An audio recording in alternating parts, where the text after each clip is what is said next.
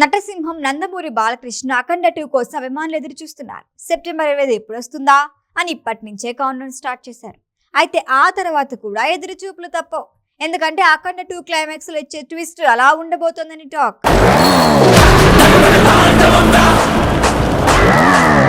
ఒకప్పుడు సీక్వెల్ అంటే భయపడేవారు. సీక్వెల్ మూవీస్ ఏవి హిట్ కావు అనే భయంతో ఉండేవారు మేకర్స్.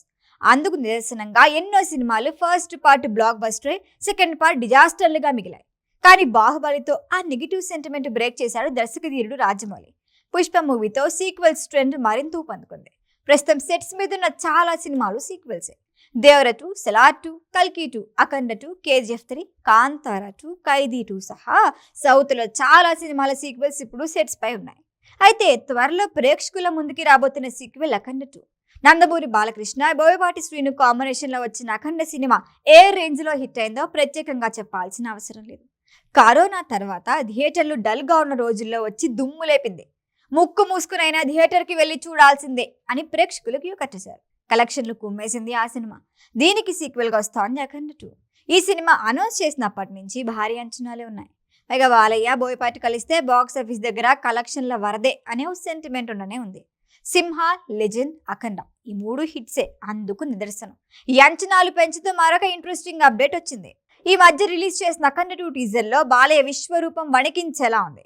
సెప్టెంబర్ 25న రిలీజ్ అవుతున్న ఈ సినిమా క్లైమాక్స్ లో సూపర్ ట్విస్ట్ ఉండబోతుందట.